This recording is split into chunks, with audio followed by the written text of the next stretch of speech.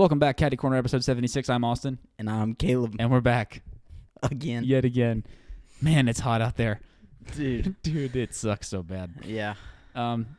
Yeah, sup? This episode is about how to start making videos. That is what both of our notes say. So that's what we got. Dude, we've been making videos for a long time, kind of. It's been a minute. It really has actually been, though. That's crazy to, think about, you know? Yeah. So, yeah, this is how to start, you know? I think making videos for a long time and kind of ever has been, very daunting and very scary for people to start doing. It's much easier to, draw, to start drawing than it is to, make a movie or something like that. Yeah. So this is a podcast all about figuring out how you're going to start making videos. So if that sounds interesting, stick around. Also, check out every other show that we've ever done. The Caddy Corner main show is much more informative. It is audio and video, and it's every single Friday. And then Caddy Corner After Hours is whatever we want to talk about for as long as we want to talk about it. Informative and fun type vibes every Wednesday, audio only. Caleb, take it away. Yes, sir. The first little step or tip here on my list is to just figure out what you think you might want to make a video about. That's usually where you should start. Start at the drawing boards. And don't even think about it like it's the drawing boards, Just be chillaxing wherever you are and then thinking, like you always do. And then if you ever think about, hey, it'd be cool to do this or whatever, then there you go. Boom. That's your thing. Something. To get you started. Yeah. And so, yeah, it doesn't take any kind of special brain function or any kind of special human to brainstorm a video idea. It just kind of happens, And so if you think it's something that you'd be interested in, then just take a shot at it. Boom. First point. My first point is very similar to that, but I will piggyback and go a little in a different way, which is figuring out what you like to make probably in some kind of way looks like what you like to watch. I think that applies to both of us. Yeah. We're interested and watch documentaries often, I would say. And so whenever it comes to a full project, a documentary is kind of what we tend to gravitate towards. Slight spoiler alert. But other things too, maybe you watch food review videos on YouTube. Maybe you would like to do that yourself, Yeah. Maybe you really like Pixar movies, so then you need to get some animation going on, I think it's super undervalued that what you watch influences you more than anything else, especially now because you're always watching stuff. You're always consuming stuff. Yeah.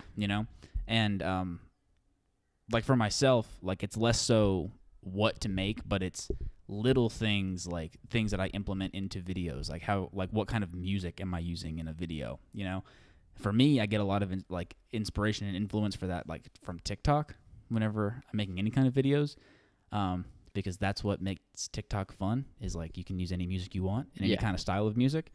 But just the influences that you have around you already have so many because we literally are always on screens. So you have an idea to make a video about, and it's probably just hidden under whatever you watch already anyways. Yeah, that's a good point. The second point that I have here, and it is probably one of the most scary ones, and it's figuring out what kind of gear you may need. Horrifying if you've never done anything like that before. Yeah. So I it's hard for me to even talk about this or give advice in this kind of thing because whenever I got started making videos, I didn't have to go buy gear. I went to a school that was providing stuff for us to use, whether it was cameras, editing softwares, or anything like that, lights, everything, mics, all the stuff that you could ever need to make a video, they already had it. And so it made it a lot easier to figure out what kind of gear you needed because they would basically just say, this is what you need. But if you're new into the film game and you don't happen to go to a school that has some kind of class or some kind of production room or whatever where they have stuff that you can use to make videos, or if you're just doing it at home and you don't know where to start, the internet is a wonderful place. There's tons and tons of YouTube videos and news articles and stuff that'll show you gear that you are probably going to need, gear that you will definitely use for any kind of price point, there's a lot of real expensive gear. You can spend as much money as you want to spend. Yeah, but there's also a lot of affordable gear, but whenever I say it's one of the most scary things is because there's so many things out there that meet the needs of people that if you're just a beginner, it's not going to meet your needs because you're not going to be doing anything that intense, technical or anything like that. So definitely stick to the side of like beginner gear, basics. Because really what you need is you need a camera, iPhone, if that's where you want to start. And some legs. And you need a tripod, or maybe even not, maybe you can get by without one. But depending on what you're making. Yeah, I would definitely say that's probably a necessity. And then whenever it comes down to post-production, your editing software, if you have an iPhone or a computer or a Mac or whatever, then you have iMovie for free. So CapCut is good. CapCut's not bad. CapCut's not bad. And so all these things are things that you're going to need that most of the time you don't have to spend a dime for. Sometimes you'll splurge and you'll spend the money and you get something that meets the need for you. But it's definitely helpful to just figure out what kind of gear you need and then navigate from there and start purchasing some cool things. Yeah, definitely. I think that gear is also the most daunting thing for somebody who's never made videos before. When you go on Amazon and you're looking, if you type in tripod into Amazon, there are millions of versions, and they all look the same, and they all are at different price points, and you have no idea what to get, and you have no idea what the differences are, which is completely fair play. My biggest piece of advice for gear is starting with whatever you've got. Yeah. So your phone is really good at shooting videos. The phone that you have in your pocket, I don't care what phone you have in your pocket, is better than every camera that existed 20 years ago. Yeah. And think about the movies that were made 20 years ago. That was 2000. I'm really bad with movie names, but there were some good ones. You know what I mean? Right. Had to be. Yeah. Had to be at least one good one, But your phone is so good. It can shoot whatever you need it to shoot. The problem with using your phone is eventually you'll skill out of that. But if you're starting making videos, you still probably have 30 or 40 finished products before you skill out of using your phone. Yeah. For real. So I highly recommend just building your gear around your phone day one. Maybe get yourself some sort of cage apparatus that lets you hold it all nice and smooth, because you can't really do like a lot of the camera movements that you see in YouTube videos or in movies. You can't really do it holding your phone like this, because you just got the wobbly hands and, fresh off a Red Bull or something. So got to get something to steady that thing out. Same thing with like a tripod or whatever. But yeah, just literally build your camera rig around your phone. That's what I would do for the first lot of videos. Oh, yeah. And the same thing with editing. Like, I've never edited a video on my phone because I have this. I have used CapCut plenty of times. It has the utility in my workflow, even though I'm a Final Cut editor, But it's really good, So just use that because it can work. You know what I mean? Right. Also, as something else to consider is forever, we learned how to make. We were kind of like the last age of people, kind of, when we learned how to make videos, who truly learned that video was shot this way. Yeah. That was it.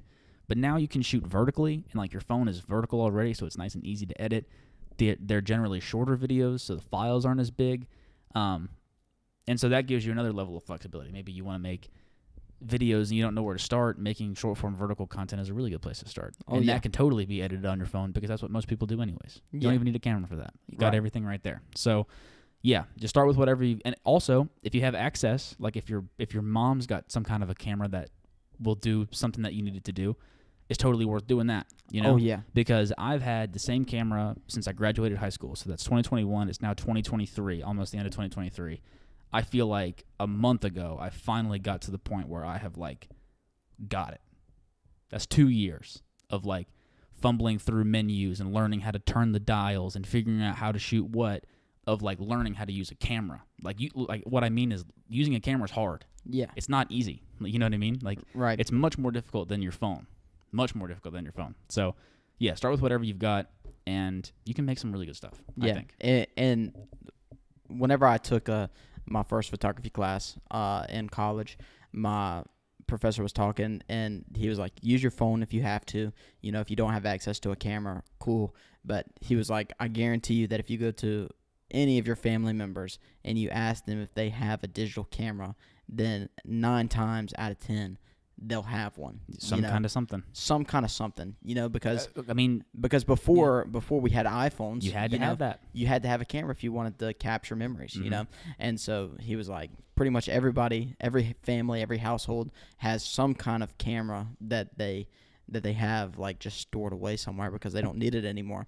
And he was like, if you go ask them for it, then they'll probably let you borrow it. Yeah. And so super interesting. I would recommend that if you really are wanting to learn how to use a camera, like even those little small digital Point and cameras, shoots, you know, those are still like a good place to start whenever you're trying to get your feet wet in using a camera, because the one thing that I think you would struggle with the most coming from shooting with an iPhone to shooting with a camera is not even like the manually shooting like of a camera, because you can automate all that stuff on digital cameras nowadays, but it's just like the intention that you have whenever you're holding the camera versus whenever you're holding the phone is so much different. So much different. And so just like holding a camera and playing around and stuff will get you way more comfortable when actually using a camera to like shoot your first video with your first camera or whatever. Yeah.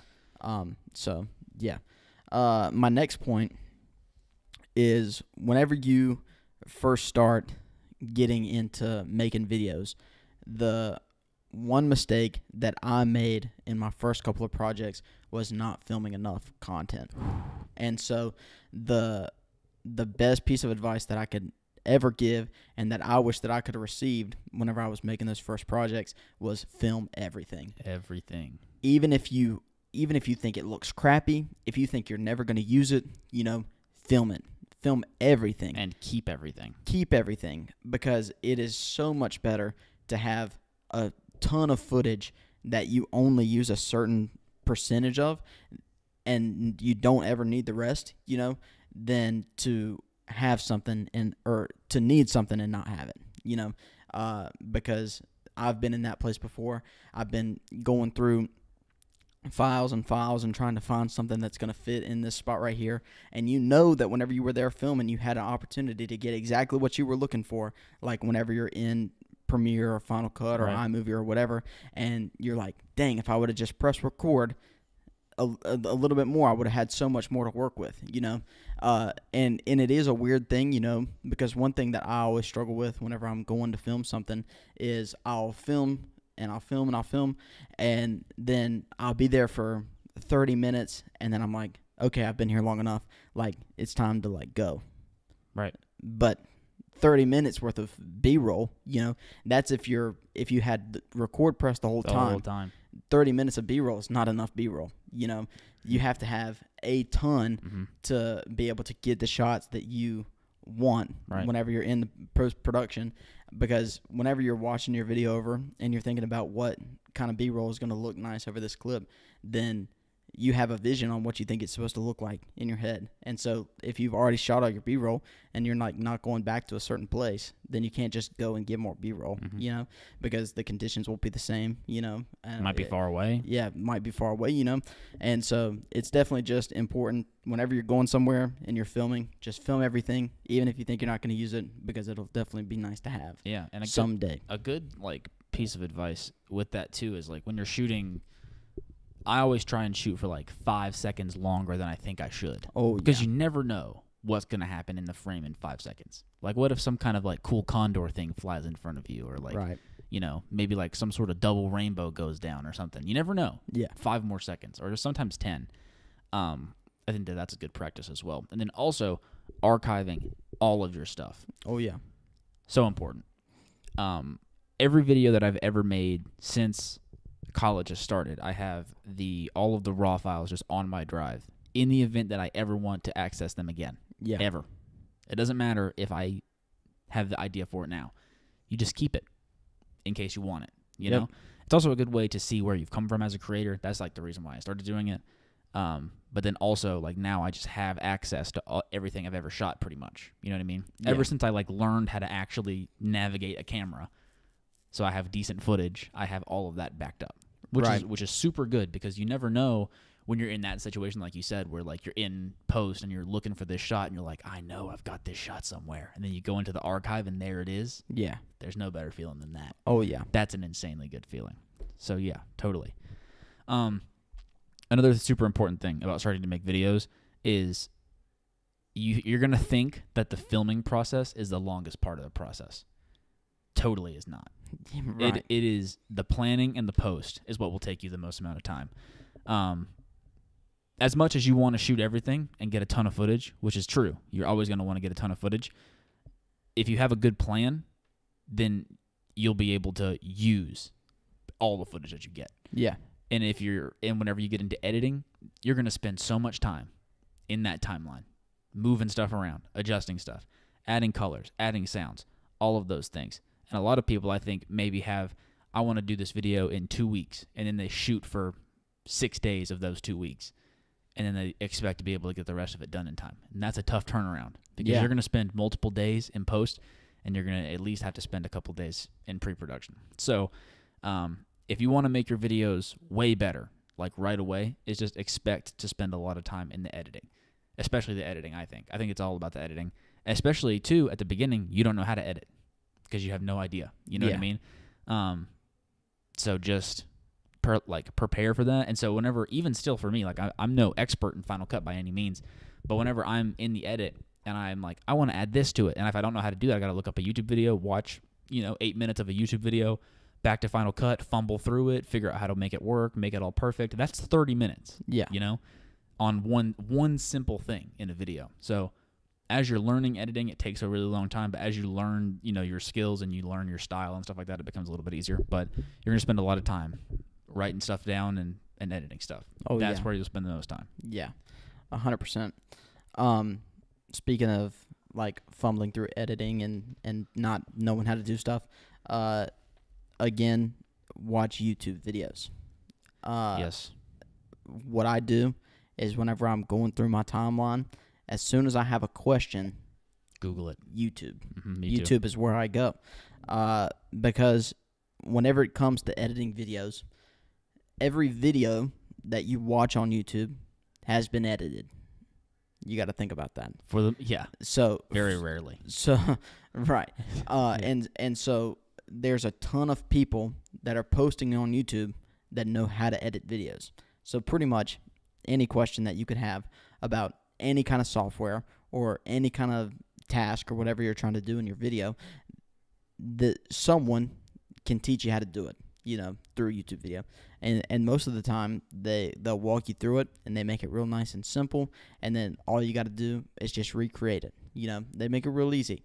And so it's so important for you to take that resource and, like, actually use the resource, because YouTube is not just a place of entertainment, especially if you're trying to make videos. Then it's honestly more of a research tool, education, than it is an entertainment tool.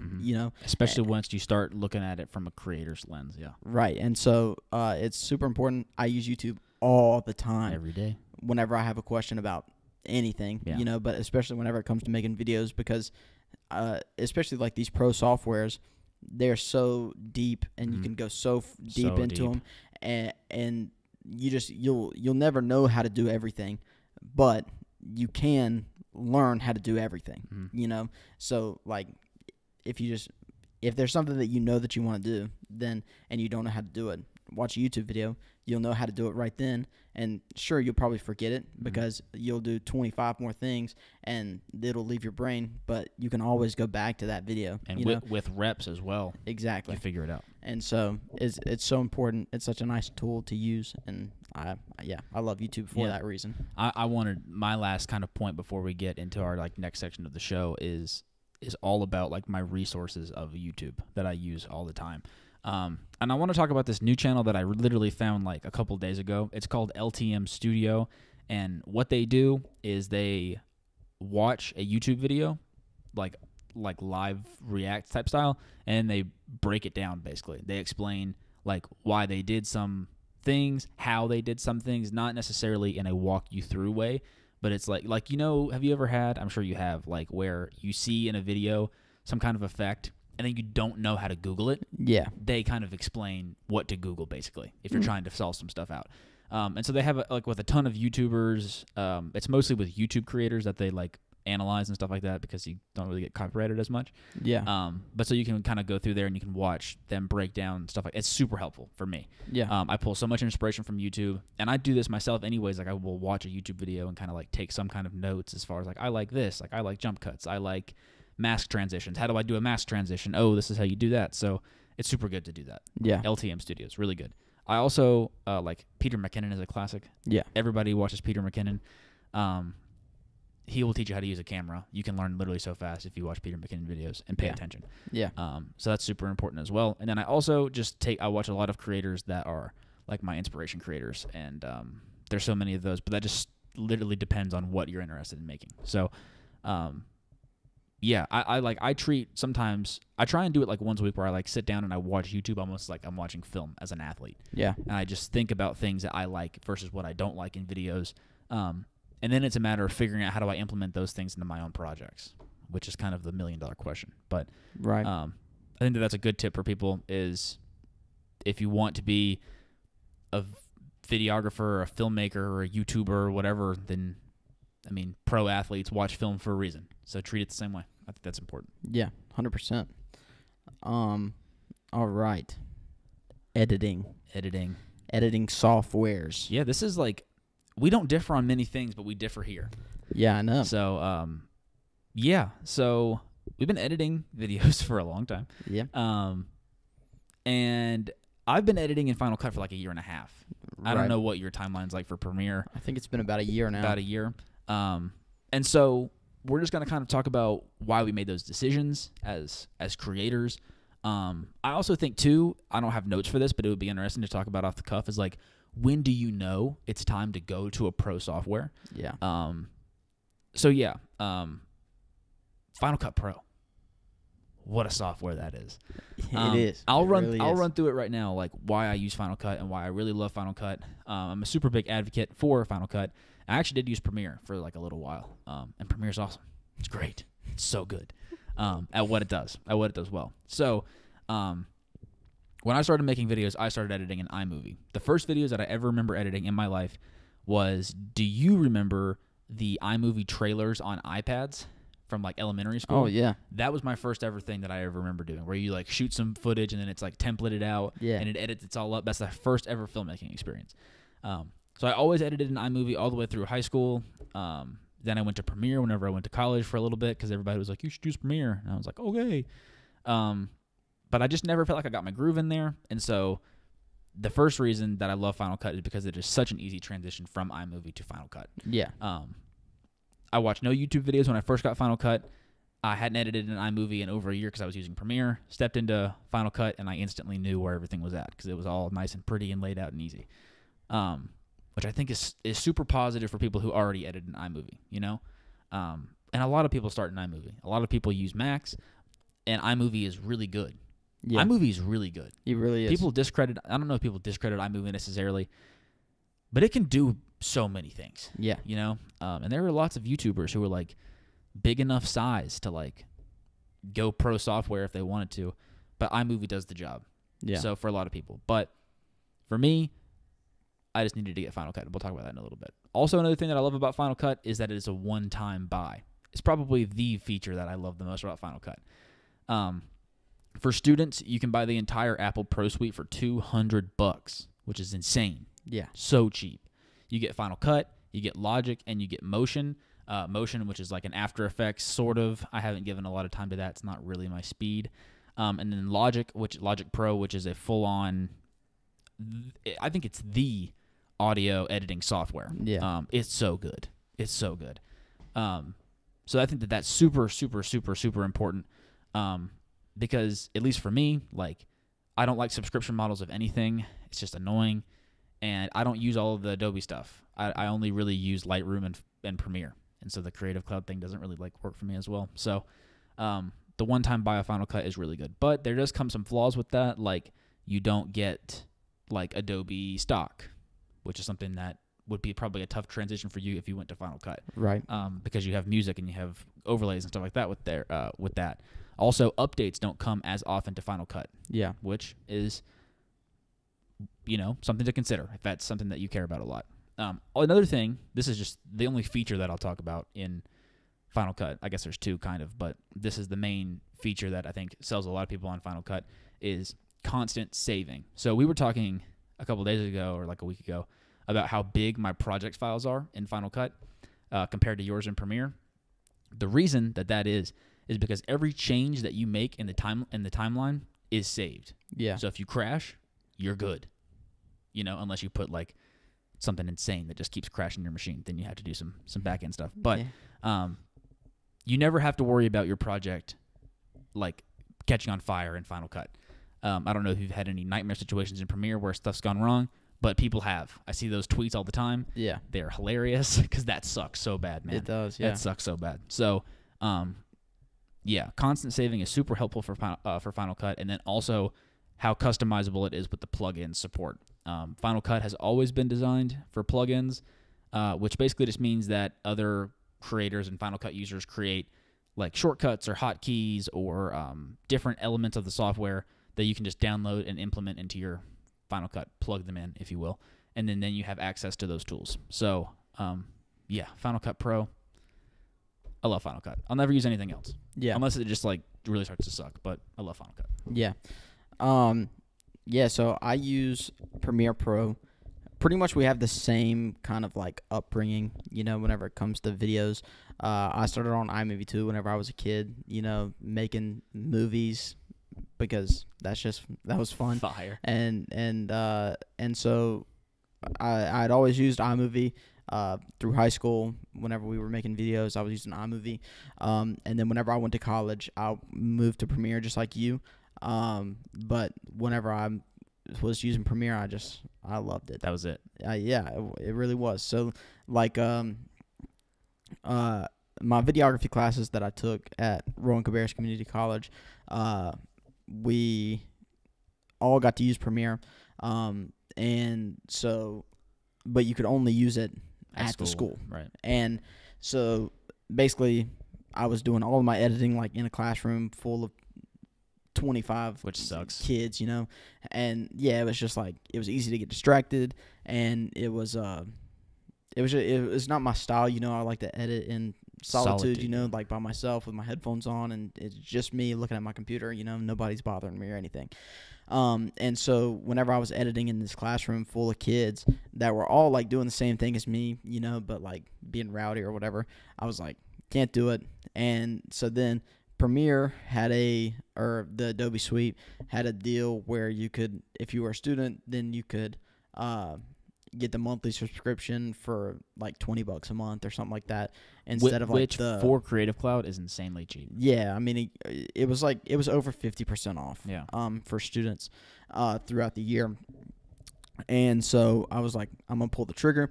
I'm already using Premiere, and I want that on my personal laptop or whatever. And then I was like, I want Photoshop because I was in photography classes. I want Audition for the podcast. I want Lightroom for photo editing, and then graphic design stuff. Your favorite, After Effects. After Effects for all of my animation needs. And so it was just one of those things where I was like, I just got to pull the trigger right now because like I have a little bit of money, like I'm still a broke college kid, but like I can scrounge up $20 a month, for it's an investment for all of these pro softwares, and like you said, with people like having issues with Premiere and like losing stuff, I've never had any of those problems. But I will say one time I did lose one of my projects but I didn't lose the actual project. I just lost the file. After Effects, right? Yeah, it was a After Effects file. It was an After Effects project that I worked on for like a month and a half, and I went to go like submit it on my computer, and I couldn't find the file, and I was freaking out. And I mean, I was like on the phone with Adobe, but like Adobe was closed, so they were like, "I can't call you back until Monday." They were closed. And you've got to be kidding me, you know. And then I ended up finding it, and it was like in this random spot where I'd never put any of my After Effects files before, and I don't even know how it got there, but I found it, and it was a relief for sure. But that was all organizationally bad on my part. So that's besides the point. But just wanted to share that. And yeah, for me, it wasn't really like a weird transition into iMovie or from iMovie to Premiere, because I like during the summer before I went to, well, it was probably a year that I wasn't really like making videos, because yeah, that'll do it. I mean, it was like our last semester at South, Yeah. like we weren't really making videos, you know. And I edited in Premiere the last video we did, so yeah. And then my first semester in college, I was only doing photography. And so then whenever I got back into videography, it was kind of like I was going to have to relearn iMovie anyway. Right. Or just use Premiere. Or just use Premiere and like bite the bullet and learn how to use it. And I never really had a hard time with like figuring out the basics. Yeah. Most people like have a hard time with that, and it is pretty intimidating to look at. Oh, dude, all the Adobe stuff is horrifying to look at. Yeah, it's really scary. But I honestly think that is another reason why I enjoy using it. Yeah. Just because you have that much control over like your product. Oh, you know, yeah. like every single thing that you can ever imagine, you can customize in Premiere. It's honestly incredible. But it was it was just one of those things where I was like, this is the road that I want to go on. Like I want to take the Adobe route. You know, if I hate it, then I hate it, and then like I always cancel. Yeah, it was like I'll only have it for a year. You know, yeah. And so, but yeah, dude, I absolutely love it. Another thing that's good about Premiere and just the Adobe suite in general is that you can use it on Mac and PC. You know, so it's not Mac only. Because Final Cut is Mac only. So if you are on PC and you want to use Final Cut, SOL, you gotta switch over to Mac, which I wouldn't not recommend. Yeah, you ought to.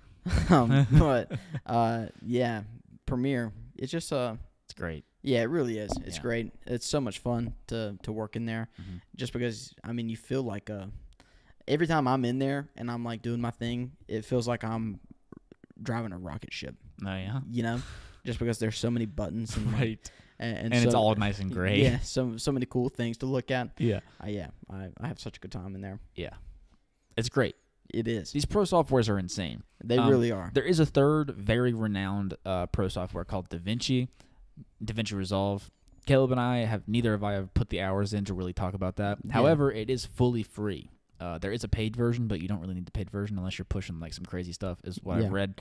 I don't know much about Resolve, but if you're interested in free pro editing software, which, I mean, I don't blame you, check that out maybe. Yeah, also if you're shooting the Blackmagic. It's really good for that, apparently. Yeah, you think about it. Because that's Blackmagic's camera, and DaVinci Resolve is owned by Blackmagic.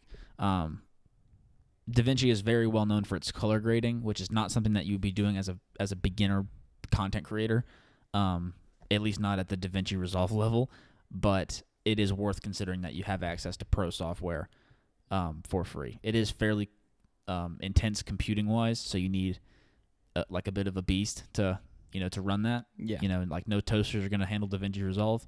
That is for sure. Okay, so let's finish the show off talking about when do you upgrade to pro software? And these are good questions. It is a tough question, and I really think if you're super serious about it, like if you're a high school kid and you're super serious about making videos and you know that this is something that you're going to want to do, for like a job, or at least if you think you're going to want to study in college, then like go ahead right now. You know, yeah. go ahead and do it, because it'll be so much easier for you to learn right now, just like playing around, than it would be for you to like learn how to use Premiere Pro while you're working on your first project to submit for like a college 100%. assignment, you know? And so that is something that I would definitely recommend. But if it's just like something that you're doing for fun, don't do it. Yeah, it's like maybe you never upgrade to pro software, you know? Maybe you're just having a fun time, like making videos, and you make all your videos in iMovie and they come out how you want them to look.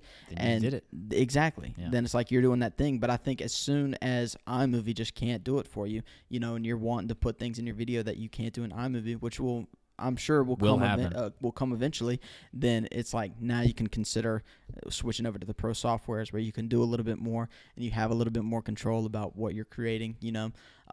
But like if the not pro softwares are doing it for you, then it's like don't spend the money on like switching over, because it really is, like it takes a lot of time, it takes a lot of hours to learn how to use these things. Yeah. It's expensive. Editing, it calls for a good computer. Editing videos on it, it's going to take you a lot longer, because you're going to have a lot more things to do with your clips and stuff. And so all these things are things to consider. Me and you, like, we go to school for this, so it was kind of just one of those things where it's like eventually we're gonna have to, because we want to edit videos for a job, you know, we want to do whatever we want to do with the footage. Exactly, you know? and so it was just one of those things where it was like I can't do all the stuff that I want to do in iMovie, like and make this video come out the way that I want it to look, and so it was just time for something new, you know, and that something new was Premiere Pro. Yeah, Final Cut. I think also, just another point off of that, is all of that is spot on. Another way to look at it, though, is that investing in pro software is like just an investment in yourself generally. Yeah. I've spent 1.5 years editing in Final Cut, and that is a skill that I now have. I can put that on my resume, and that's something that I can say that I have now. Yeah. Nobody cares if you say, and not everybody cares about this point in general, but if you put on your application like proficient in iMovie, you know what I'm saying? Right. Nobody's really caring about that. Yeah. You know? But if you put Premiere Pro, if you put Final Cut, if you put DaVinci, if you put Logic Pro, if you put Photoshop, those are all things that are industry respected. Yeah. You know? And people will look at you as a serious creator, which is important, you know? Right. If you're looking to work in the field, or if you're looking to make better stuff, you know what I mean? So it's super important to think about that as well. In the same way that like if you invest in like like if you're going to be a carpenter, you invest in good tools. If you're going to, you know, like that gives you skills. Now you know how to use multiple things, whatever. So super important. Super important. Yep. I feel good about that. I feel good about it too. I mean, what a show. Yeah. Hopefully you guys know how to start making videos now. Yeah. You know? Hopefully you do. That's what it was all about. Just do it. It's fun. You can do it. It's in your pocket already. Yeah. Just start doing stuff. Yeah, it really is. Just make videos. It's fun. Yeah, and just keep making stuff too. Yeah. You know, like if this is something that you think you'd be interested in, and you make a couple of videos and it sucks, then it's like, sure, but I would still encourage you to like just keep making videos, because making videos for the first time does kind of suck. Well, you know? It's your first video will suck. Yeah. There is a 0% chance that your first project is good. Yeah. 0%. Yeah, I know. I always think about the first video that we made at South. What video did we make it South? And it was the one where we had to get checked off in iMovie. Oh, and we had to use all of the iMovie effects, like the keynote green screen effect. And dude, I remember that video. Yeah. I was so proud. Yeah. I was so proud of that video. That's because we did everything you can do in iMovie in one thing. Yeah, we literally maxed the software out day one. I know. And like I just thinking back about it now, like dude, it's a burger of a video, bro. Thing was so bad. Yeah. It was so bad because it's like those effects don't look good in iMovie. Yeah, but yeah. So he's right. Your first video is gonna suck, you know. But like one thing that we talk about all the time is you gotta love the suck, you know. And so like editing for the first time, or like spending a couple hours looking at your computer, like editing a video, is not like the most fun thing to do. Not whenever you're making not exactly what you dream of making. Right. And so you just gotta keep on working through the suck and just keep making things, because eventually it'll get some momentum going. Yeah. And it'll start getting real fun. Yeah, and I mean, it's just all about trying, like we both are pursuing video creation for the rest of our lives. Yeah. And we are from China Grove, North Carolina, possibly the worst place to start that journey in. Yeah. No disrespect to home, but I mean, come on, Yeah. where's the interestingness? Right. You know what I'm saying? But so the point is like if you can start, no matter who you are, and no matter what you have, like what kind of gear you have, and no matter what kind of access you have, what do we have access to? Fields. Trees. Fields, yeah. Yeah. Old buildings. You know what I'm saying? Right. Right. Barbecue restaurants. So it's a good place, but man. So I just mean that you can start. There's nothing getting in your way of starting, because we started. Right. That's it. Right. Boom. Caddy Corner, episode 76. How to make videos, but beginner-friendly version of this. Thanks for listening all the way through. Very interesting episode if you're not somebody who's interested in creating content to listen all the way through to. Yeah. Yeah. I'm sure you got lost. Yeah. But maybe you didn't, which is cool. Maybe you now want to start making videos. True. And I True, don't blame you, because it's pretty fun. Yeah. So we're back with this kind of show every Friday, audio and video. So check every other show that we've done. We've done 75 more other than this one. So shout out to us. We also do Caddy Corner After Hours every Wednesday, which we're going to do in like 2 seconds. So what will we talk about? Who knows? I'm Austin. He's Caleb. We'll see you all next week.